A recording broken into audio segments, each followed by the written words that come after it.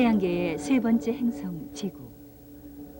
지구상에는 3천만 종의 식물과 동물이 살고 있습니다. 그들이 모두 공통적으로 가지고 있는 것이 있는데 그것은 바로 세포입니다. 우리 인간의 몸은 60조 개의 세포로 이루어져 있으며 각 세포의 크기는 1mm도 안 됩니다. 하지만 이 작은 세포 안에는 우리가 상상도 못할 세계가 숨어 있습니다. 먹고 숨쉬고 성장하는 모든 생명의 행위가 이 안에 축약돼 있습니다.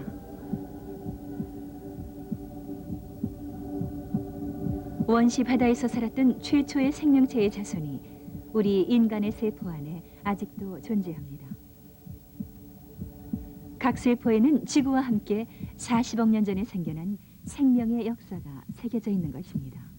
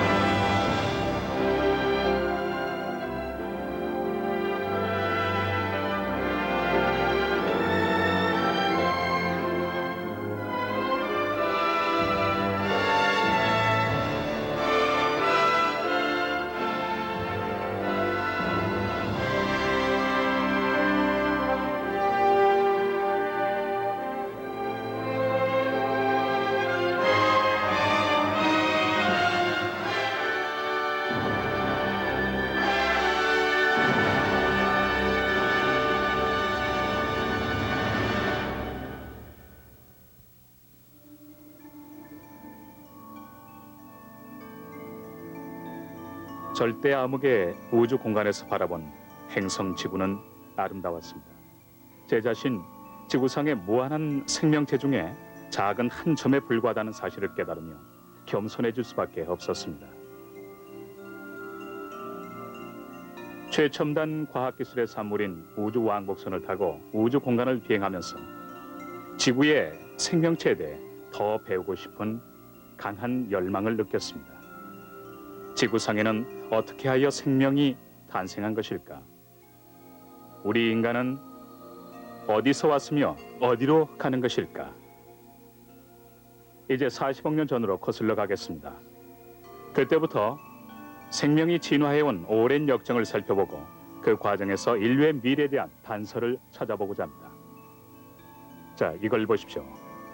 맨 꼭대기에서 맨 밑에 이르기까지 46억 년 지구 역사를 나타내는 지층이라고 생각해 봅시다. 최초의 생명체가 나타난 건 이쯤입니다. 약 40억 내지 37억 년 전입니다. 여기서 우린 저 지점으로 뛰어오릅니다. 바다에 최초의 동물이 출현한 시점.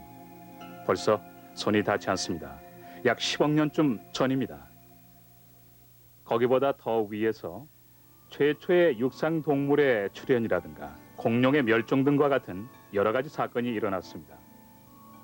그리고 거기서 더 위에 거의 맨 꼭대기쯤에서 인간이 출현하였습니다. 바로 얼마 전의 일이죠. 시리즈 첫 번째인 오늘은 최초의 생명체가 생겨난 여기부터 비어있는 이 시기를 다루고자 합니다. 이 수십억 년 동안 엄청난 드라마가 펼쳐졌고 그 드라마는 뒤이은 생명체의 운명을 결정지었습니다.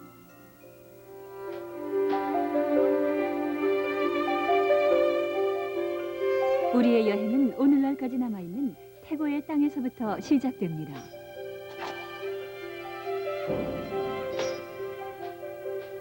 이곳은 뉴질랜드 북부 화산지대에 있는 작은 섬, 화이트 섬입니다.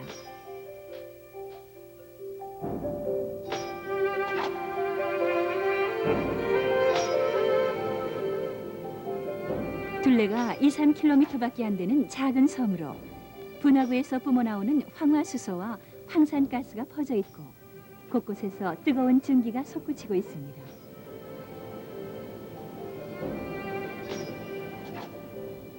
우리는 여기서 최초의 생명체에 대한 단서를 찾아 나섰습니다.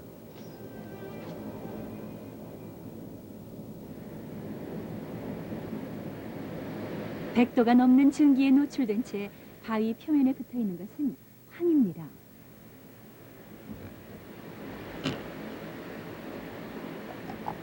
생명체가 처음 등장했을 때 지구는 이렇게 황과 황화수소를 내뿜는 것으로 가득 차 있었다고 합니다. 이 펄펄 끓는 액체는 황화수소입니다.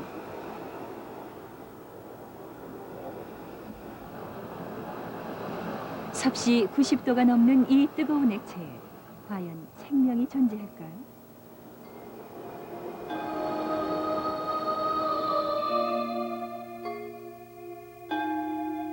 작은 막대기 모양의 물체가 움직이고 있습니다. 뜨거운 유독성 황화수소에서 사는 박테리아입니다. 이 박테리아는 지구상에 최초로 나타난 생명체와 가장 유사한 생명체라고 합니다. 인간은 살 수 없는 이런 극한의 환경에서 어떻게 최초의 생명체가 생성된 것일까요?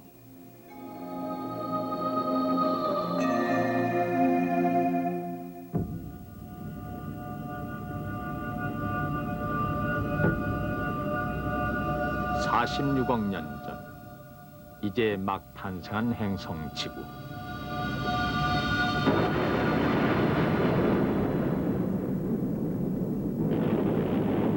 지구의 표면은 액체 마그마의 바다로 덮여 있습니다.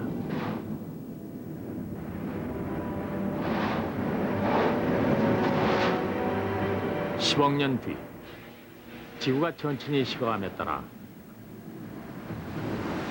하늘로 올라간 전기는 응결하여 소나기를 이루며 지구로 떨어집니다.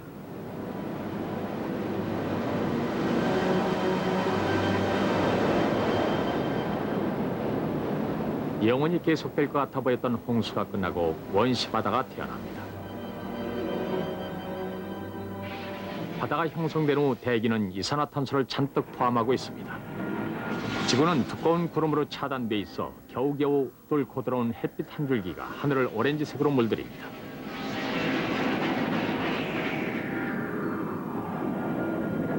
섭씨 150도가 넘는 이 열탕 바닷물 속에서 생명 창조에 필요한 요소가 쌓여갑니다.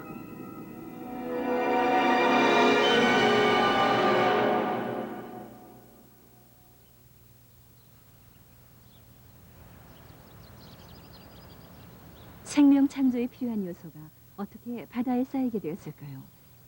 그 해답은 우주에서 얻을 수 있습니다. 1969년 가을, 부서진 운석이 호주의 작은 마을 머치슨에 떨어졌습니다. Bang, up went the big bomb 5 times, and people didn't know what it was, of course. Just wondered, we thought the Third World War was starting or something, but it was. 호주 측은 운석의 성분 분석을 위해 곧바로 미 항공우주국 나사로 보냈습니다.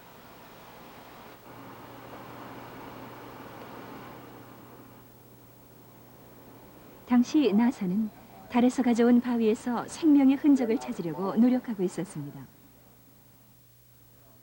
하지만 달의 바위에서는 생명의 징조가 전혀 보이지 않았습니다.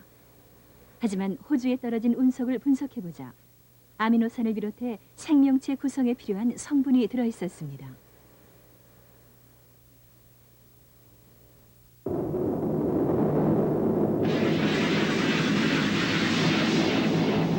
지구의 바다에는 생명의 요소를 담은 운석이 끊임없이 떨어집니다. 동시에 천둥에너지와 자외선이 만들어낸 화학작용도 생명의 요소가 생성되는 걸 도와줍니다. 그러던 중 45억 년 전 어느 날입니다.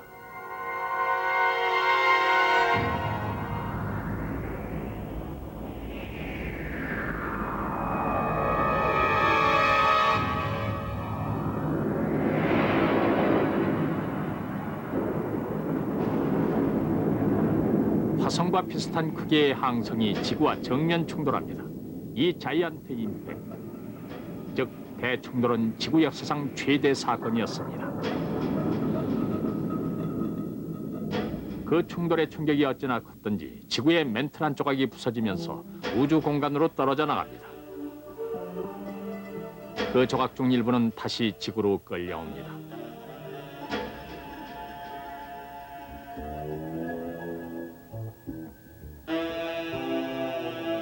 저 멀리 우주 공간으로 흩어져 나간 여러 조각이 상호 인력에 의해 끌려와 새로운 위성을 형성했고 그 위성은 지구 주위를 돌게 됩니다. 이렇게 하여 달이 탄생합니다.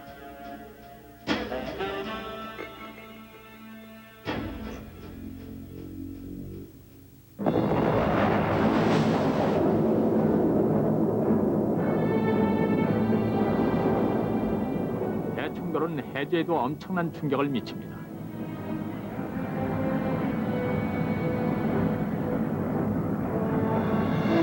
해저에는 지구 중심으로부터 나오는 여러 가지 원소를 내뿜는 일종의 굴뚝이 여러 개 형성되어 있습니다.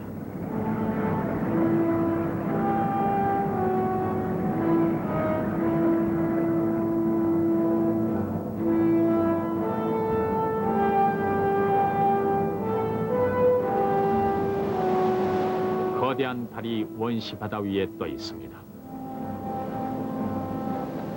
당시 달과 지구 사이의 거리는 지금 거리의 반도 되지 않았습니다. 그렇기 때문에 달의 인력은 매우 커서 바다에서 거대한 파도를 일으킵니다. 그로 인한 조수간만의 차이도 지금보다 훨씬 커서 밀물과 썰물 때 차이가 10m나 됐습니다. 심하게 요동치는 바다에서는 마치 거대한 플라스크처럼 화학작용이 일어나고 있으며 그것이 생명으로 이어집니다. 원시 바다는 시아노아수소, 시아노아칼륨 같은 인간에게는 유독한 물질을 포함하고 있었습니다. 바다에 있는 작은 분자는 서로 합쳐져 더 큰 분자를 이루고 결국에는 DNA를 형성합니다.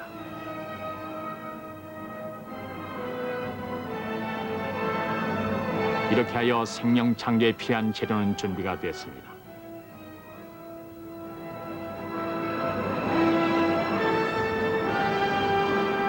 하지만 이것은 아직 물질에 불과합니다. 생명의 탄생을 위해서는 뭔가 다른 게 필요했습니다. 이렇게 단순한 물질에서 생명으로 뛰어오른 사건은 과학자에게는 영원한 수수께끼입니다.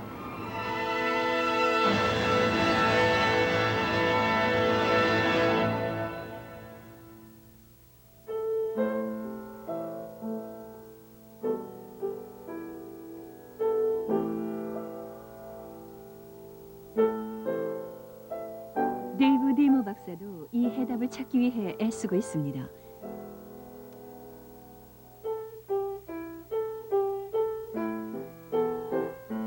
박사가 연주하고 있는 곡은 인간의 DNA 서열을 소리로 표현한 것입니다.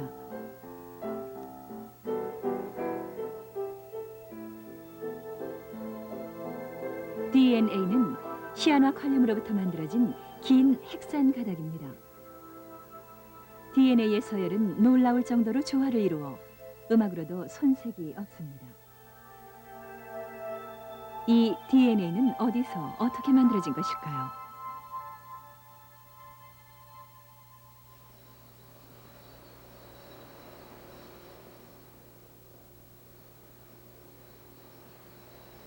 디모 박사는 원시 바다 위에 떠있던 커다란 달이 DNA 생성에 관련이 있다고 믿고 있습니다. 어쩌면 달이 파도를 일으켜 해변에 웅덩이를 형성하여 웅덩이가 마르면서 농축 과정을 거쳤을지 모릅니다. 그러니까 아마도 달이 중요한 역할을 했을지 모릅니다.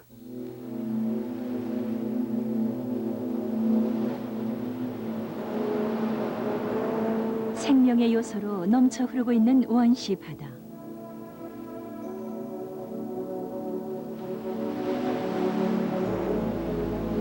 밀려오는 파도가 바위에 부딪히면서 수많은 작은 기포를 만들어내고 있습니다. 원시 바다의 기포는 사라지지 않고 바위에 붙습니다.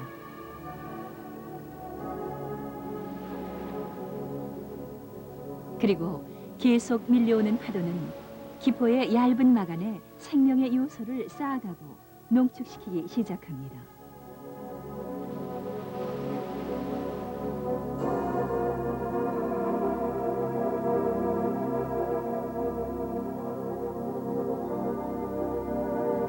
디머 박사는 원시 바다에서 생겼던 작은 기포를 다시 만들고 있습니다.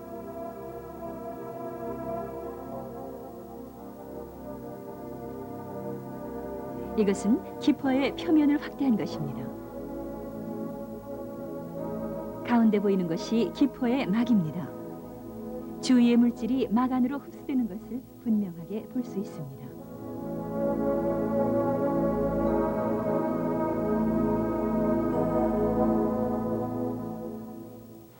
어떻게 보면은 이것은 작은 방 같지 않습니까? 이렇게 막에 둘러싸여 있지 않으면 이 작은 분자들은 뿔뿔이 흩어져 버리고 매우 묽어져서 서로 반응할 수가 없을 것입니다. 그러나 작은 방 같은 이 세계 속에서는 모든 것이 같은 공간 안에 갇혀 서로 반응을 합니다.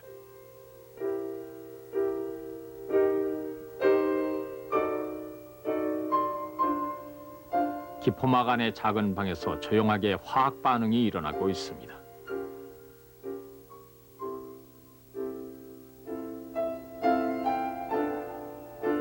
질긴 막 안에서 생명의 요소는 시행착오를 거치면서 서로 합쳐져 DNA를 형성합니다. 이것이 디머 박사가 추정한 생명의 탄생 과정입니다.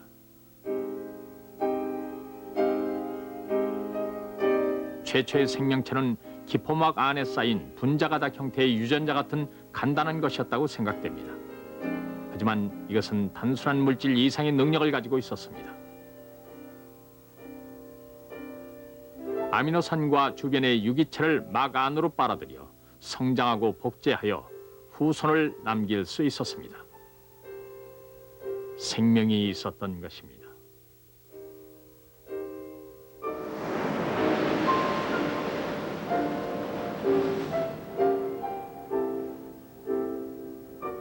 (40억 년 전) 생명은 거대한 달 아래서 첫 번째 발걸음을 떼어놓았습니다.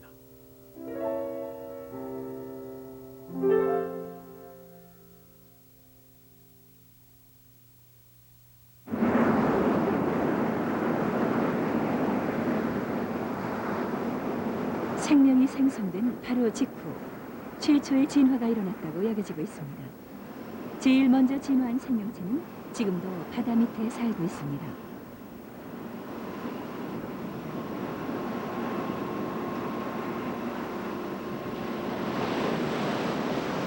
(1990년) 멕시코 해안에서 800km 떨어진 이곳 바다 밑에서 화산 폭발이 있었습니다. 그로 인해 이곳은 생명이 없는 태초의 세계로 돌아갔습니다.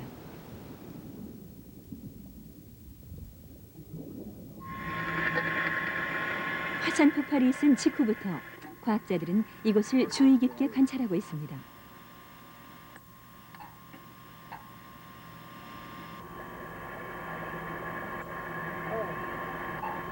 이곳은 수심 2,600m의 깊은 바닷속입니다.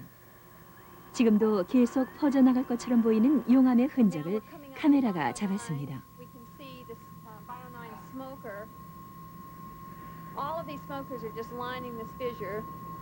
검은 연기를 내뿜고 있는 굴뚝이 보입니다. 검은 연기에는 많은 양의 황화수소가 포함되어 있습니다.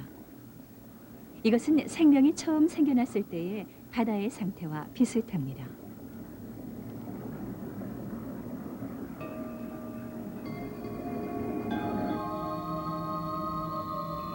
일주일 전에 놓아두었던 판자가 떠올랐습니다.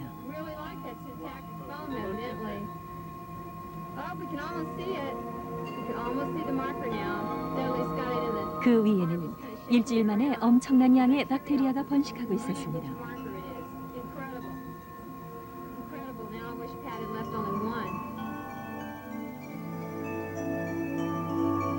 생명이 없는 세계처럼 보이던 깊은 바다는 실제로는 박테리아로 가득 차 있었던 것입니다.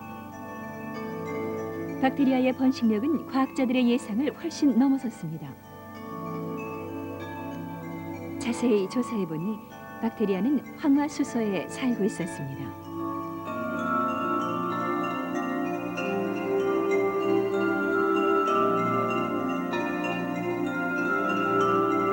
황화수소를 먹이로 정식하기 시작한 박테리아가 최초의 생물체로 여겨집니다. 최초의 생명체는 단지 주변의 유기물을 흡수하였습니다. 하지만 이 박테리아는 유기물뿐 아니라 황화수소와 황도 흡수했고 많은 양의 에너지를 만들어내는 데 성공하였습니다.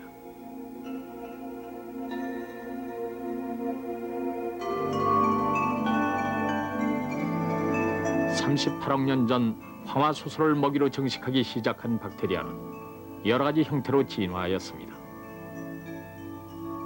어떤 것은 단단한 껍질을 갖게 되었습니다.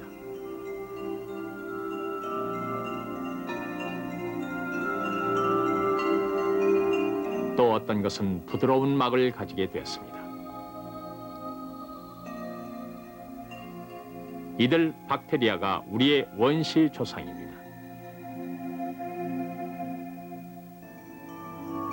생명을 창조한 것은 제가 우주에서 본 아름다운 푸른색 지구가 아니었습니다. 당시 지구의 대기는 이산화탄소와 강한 태양 자외선으로 가득 차 있었고 거대한 달의 인력 때문에 파도가 심했으며 바다는 황화수소와 시아나칼륨이 많았습니다. 만일 우리가 당시의 바다에 뛰어들었다면 당장 죽었을 겁니다. 지금과는 전혀 다른 환경의 원시 바다가 생명의 탄생을 촉진하였습니다. 그리고 그 원시 바다에는 산소가 존재하지 않았습니다. 이걸 보십시오. 이 병에는 산소가 들어 있습니다. 이 마른 꽃에 불을 붙여 병 안에 넣으면 순식간에 타버릴 것입니다.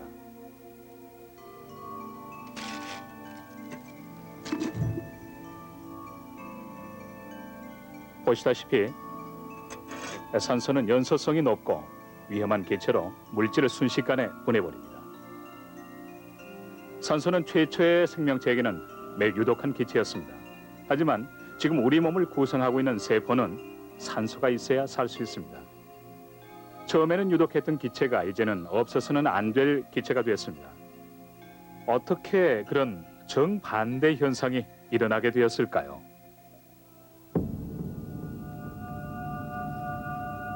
원시 지구는 이산화탄소가 가득했으며 두꺼운 구름으로 쌓여 있습니다. 그러다가 대륙이 형성되면서 산소가 출현하게 됐습니다.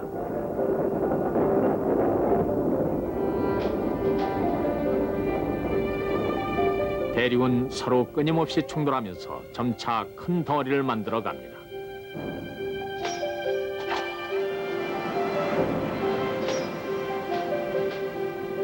그런 형성 과정이 마침내 이산화탄소로 가득 차 있던 대기에 영향을 미치기 시작합니다.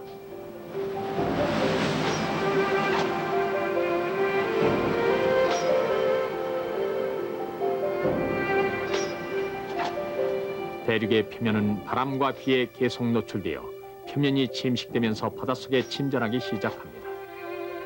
그 침전물에는 칼슘과 나트륨이 많이 포함되어 있는데 그때까지 바다에는 그런 원소가 거의 없었습니다. 그런 원소들이 이산화탄소를 흡수하기 시작합니다.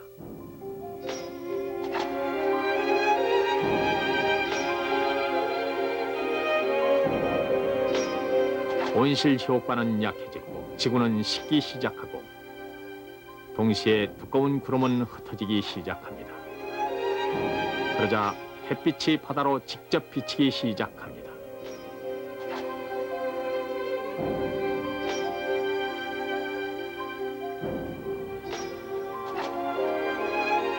이 같은 환경 변화가 생명을 자극하는 데 있어 중요한 역할을 했음이 후에 밝혀집니다.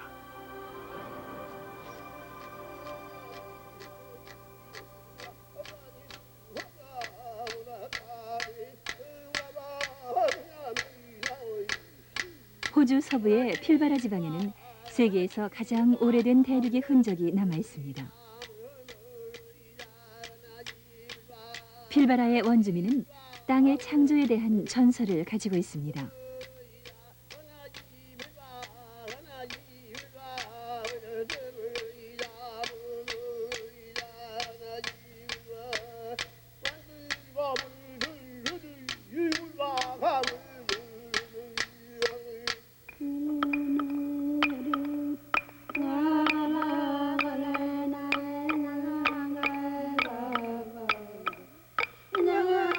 다른 전설은 온 세상을 순식간에 밝히고 동물을 깜짝 놀라게 한 불꽃에 관해 얘기합니다.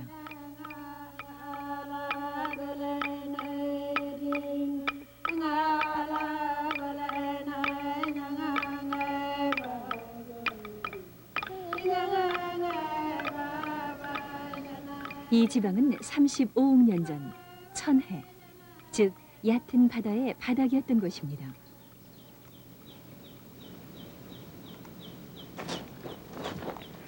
(1992년 10월) 여기서 어떤 생물체의 화석이 발견됐습니다.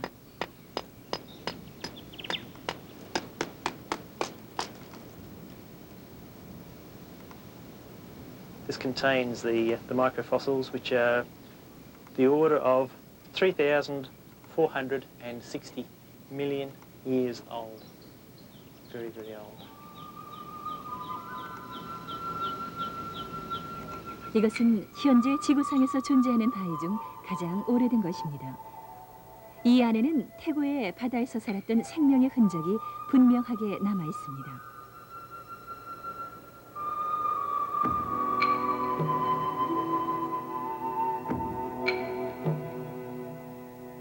이것은 35억 년이나 된 미생물의 화석이었습니다.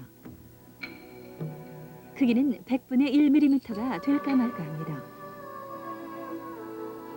주변의 바위를 분석해보니 이 작은 생명체는 광합성을 하고 산소를 내놓는 시아노박테리아라는 것을 알게 되었습니다. 박테리아는 목걸이처럼 서로 연결되어 있습니다.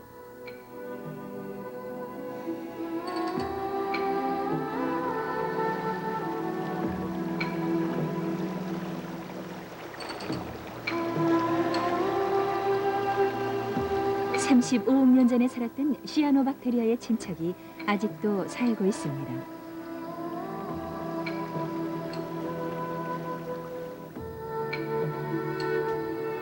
시아노박테리아는 태양빛을 이용해 물과 이산화탄소로부터 식량을 자체 생산하는 혁신적인 방법을 고안해내었습니다. 육지가 생기면서 지구에 침투해 들어오기 시작한 햇빛을 이용해 생명은 괄목할 만한 발전을 이루었습니다.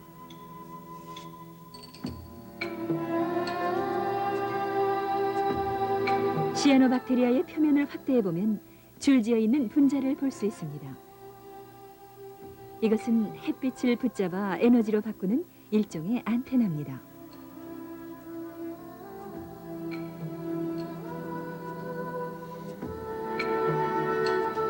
생명은 우주로부터 오는 에너지를 이용하는 능력을 갖게 된 것입니다.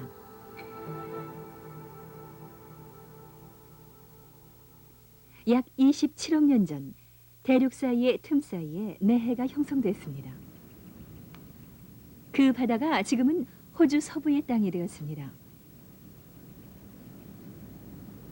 산기슭에 지층이 드러난 곳을 보면 검은 흙층이 끝없이 뻗어 있습니다. 이 검은 흙은 무엇일까요? 도쿄대학 해양연구소에서 연구를 시작했습니다.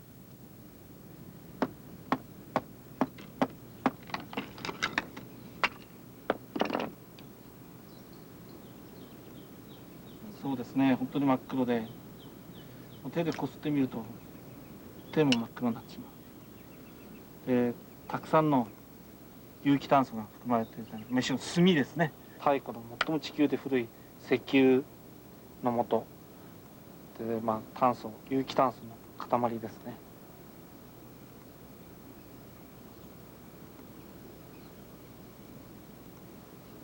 4년간에 걸친 연구 끝에 다이라 교수팀은 이 검은 덩어리가 시아노박테리아의 유해가 쌓인 것이라는 결론에 도달했습니다.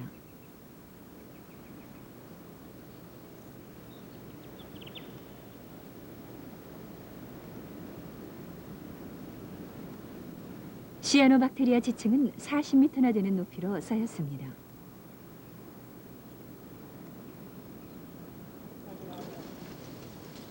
어느 한 시점에 시아노박테리아가 놀랄 만큼 엄청나게 번식했던 것 같습니다.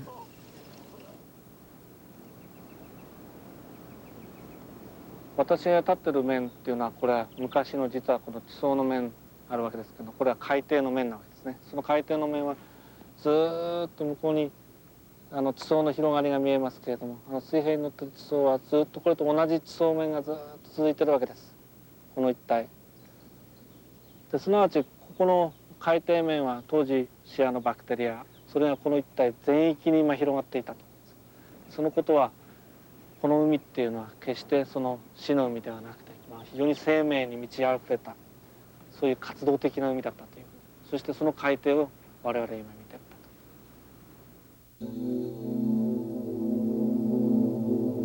と。 27억 년 전 시아노박테리아가 증식을 하여 이곳에 있던 바다 전체를 뒤덮었던 사건은 지구상 첫 번째 인구 폭발이었던 셈입니다. 이러한 인구 폭발은 지구의 환경을 완전히 바꾸어 놓고 말았습니다.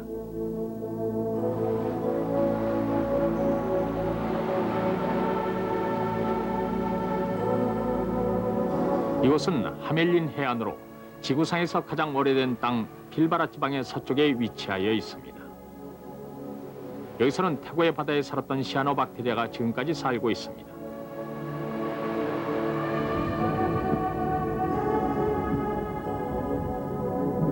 많은 양의 시아노박테리아가 바닷속 바위 표면에 살고 있습니다.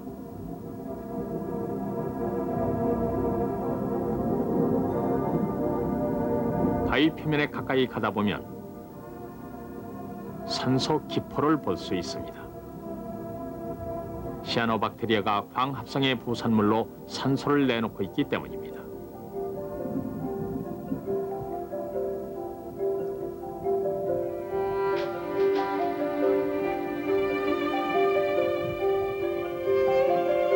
태고의 바다는 시아노박테리아가 내놓은 산소로 가득 차기 시작했습니다.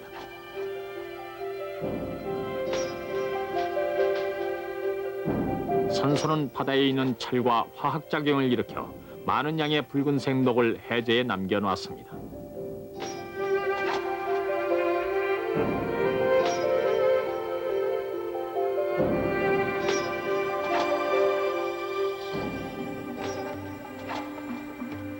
필바라에 녹이 많은 붉은색 흙은 산화된 철이 해저에 쌓인 데서 연유합니다.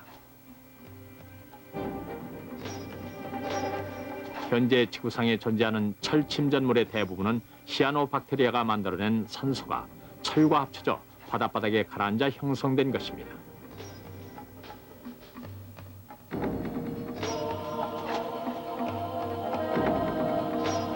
바다에 포함되어 있던 철이 모두 산화된 후에도 시아노박테리아는 계속 산소를 생산해냅니다. 그러자 점차 산소가 대기로 올라오게 됩니다.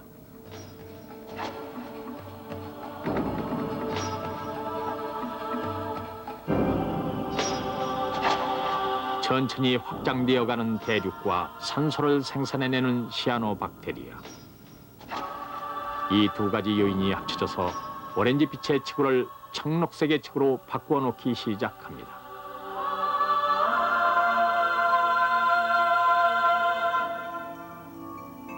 제 앞에 있는 것은 태양 에너지를 모으는 최신 지별판입니다. 석유와 석탄은 약 100년 후면 고갈되리라고 합니다. 이제 사람들은 무한한 태양 에너지를 개발하고자 서두르기 시작했습니다. 하지만 생명은 이미 35억 년 전에 그러한 에너지 혁명을 이루었습니다. 바로 시아노박테리아가 발명한 광합성입니다. 지금도 식물은 같은 원리를 이용하여 햇빛을 에너지로 바꾸고 있습니다. 시아노박테리아는 광합성의 부산물로 산소를 내놓기 시작했습니다. 그 산소는 지구의 환경을 엄청나게 바꿔 놓았고 다른 생명체 발달에 지대한 영향을 미쳤습니다. 이렇듯 환경이 엄청나게 변하면서 황화수소를 먹고 사는 박테리아한테는 어떤 일이 생겼을까요? 이 박테리아의 운명은 인간의 진화와 깊이 관련되어 있습니다.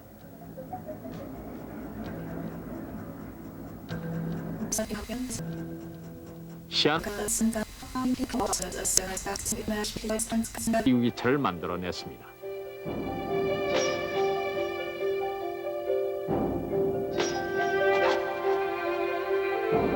하나는 산소를 이용하여 많은 에너지를 만들어냅니다. 그것은 폐기물 재활용과 효율적인 에너지 생산에만 주력합니다. 그리하여 살아있는 에너지 공장이 됐습니다.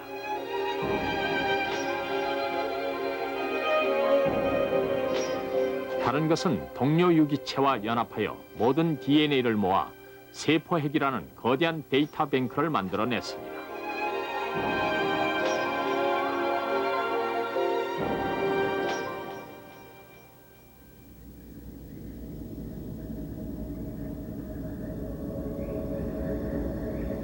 현재 지구상에는 다양한 생물권이 퍼져 있고 3천만 종에 달하는 동식물이 살고 있습니다. 우리 인간도 그 중에 하나입니다.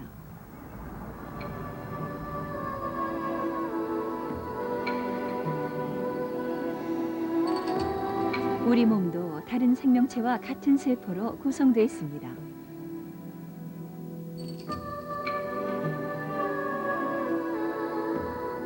세포에 들어가 보면 가운데 핵이 있습니다.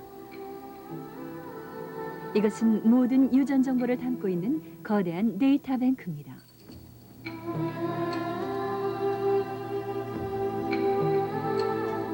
핵 주위를 돌아다니고 있는 것은 미토콘드리아입니다. 미토콘드리아는 산소를 이용해 세포가 요구하는 에너지를 만들어내는 에너지 공장입니다. 그런데 핵과 미토콘드리아는 각각 20억 년 전 원시 바다에 살았던 혐기성 박테리아와 호기성 박테리아의 자손입니다. 어떻게 해서 서로 경쟁 관계에 있던 박테리아의 자손이 같이 존재하는 것일까요?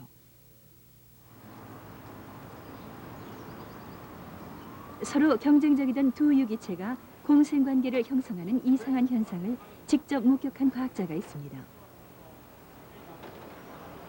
미국 테네시 대학의 전광우 박사입니다.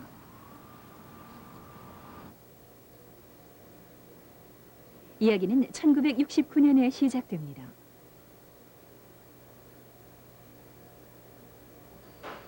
전 박사는 미국 여러 호수에서 채집한 아메바의 생태를 연구하고 있었습니다.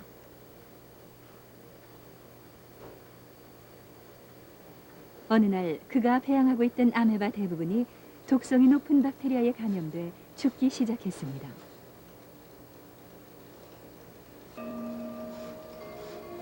전 박사는 시리에 빠진 채 죽은 아메바를 하나씩 없애고 있었습니다.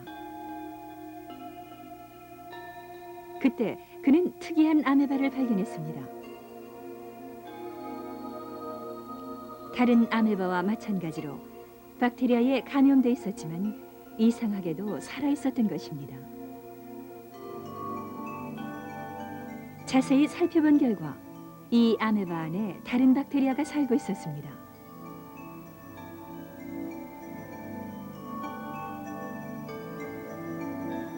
그 후에도 이 아메바는 박테리아를 가진 채 계속 살았습니다.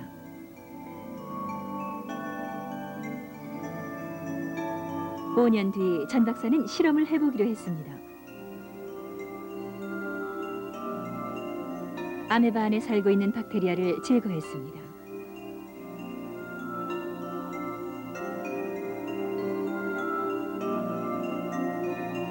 그러자 신기한 일이 일어났습니다. 박테리아를 제거하자마자 아메바는 활력을 잃었고 결국 죽고 말았습니다. 아메바는 그 박테리아 없이 살 수가 없었던 것입니다.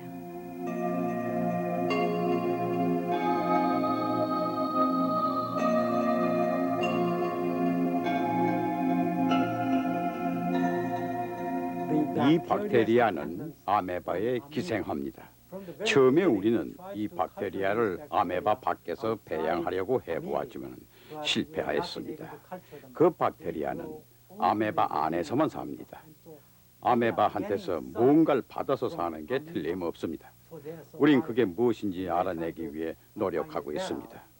우린 그동안 아메바가 두세 가지 단백질을 만들어내고 그것을 박테리아가 사용한다는 사실을 알아냈습니다. 일종의 주고받는 관계입니다. 전 박사가 본 것과 비슷한 현상이 원시 바다에서도 일어난 것으로 여겨집니다. 20억 년 전 어느 날 핵을 가진 박테리아가 대항하여 싸우던 호기성 박테리아를 삼킵니다. 그리하여 박테리아의 공생관계가 형성됐고 이것이 우리 몸을 구성하는 세포의 시작입니다. 이 세포는 두 개의 박테리아가 합쳐지고 난 직후의 상태와 비슷합니다. 가운데는 호기성 박테리아의 자손인 미토콘드리아에게 둘러싸인 핵이 있습니다.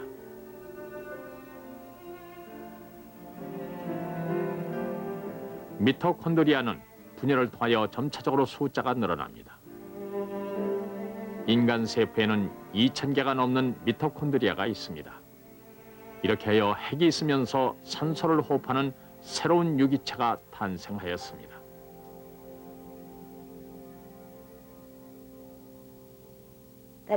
박테리아를 제외하고 지구상에 있는 모든 생물체는 공생 창조 관계의 생산물입니다. 그게 무슨 뜻일까요? 그것은 전혀 다른 종류의 유기체가 함께 합쳐져서 새로운 유기체를 만들어냈다는 뜻입니다. 컴퓨터 분야에서 일하시는 분은 쉽게 이해가 되실 겁니다. 모뎀부터 새로 만들거나 하드디스크부터 새로 만드는 게 아닙니다. 다른 사람이 이미 개발해 놓은 것을 이용해서 서로 합쳐서 전혀 새로운 것을 만들어내는 것이죠. 사람들은 그것을 종종 상조작용이라고 부릅니다. 전혀 다른 종류의 부품을 가져다 새로운 것을 만드는 것입니다.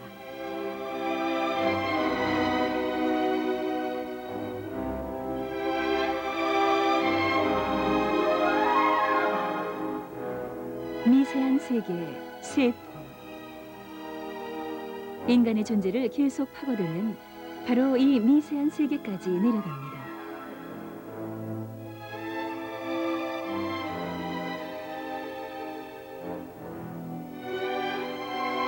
핵은 DNA에 암호로 표시돼 지시에 따라 명령을 내보냅니다. 명령을 받으면 미토콘드리아는 에너지를 만들어 세포에게 공급합니다. 생명의 모든 활동은 이 두 가지 작은 유기체가 각각 자신의 역할을 하기 때문에 가능한 것입니다. 미토콘드리아가 만들어낸 에너지로 세포는 자라고 분화합니다.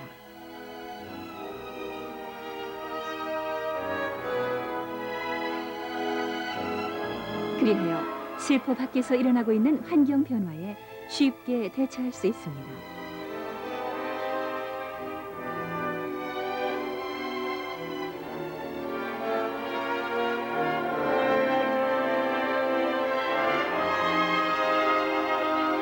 바다에서 육지로, 육지에서 다시 하늘로. 생명은 여러 환경에서 다양한 모습으로 살아가고 있습니다. 이 풍요한 생물계를 만들어낸 것은 바로 세포입니다.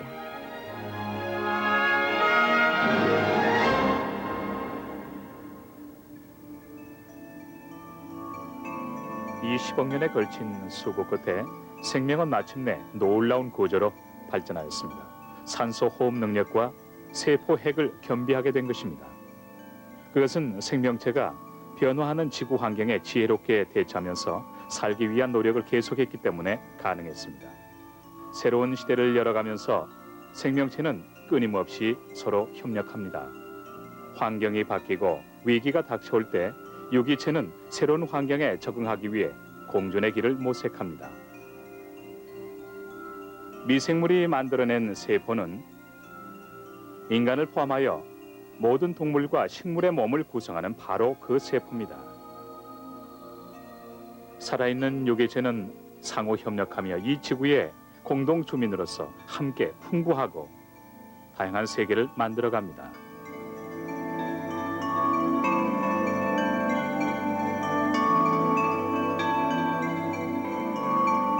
우주 왕복선을 타고 크기가 1mm도 되지 않는 작은 세포를 연구하였습니다.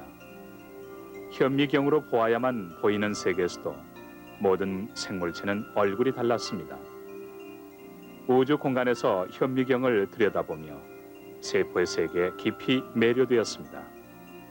그러다가 제 옆에 있는 창으로 밖을 내다보았을 때 지구는 그때까지 보고 있었던 작은 세포와 다름없이 보였습니다.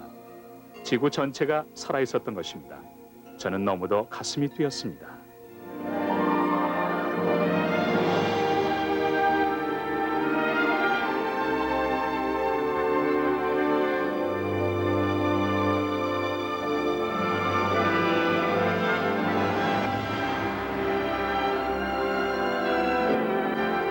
바다에서 생명이 처음 탄생한 때부터 우리 몸을 구성하고 있는 세포가 나올 때까지 20억 년이 걸렸습니다. 그렇게 조금씩 발전해온 그 긴 시간 동안 미생물은 생명의 근본적인 원칙인 공존의 원칙을 세운 것입니다.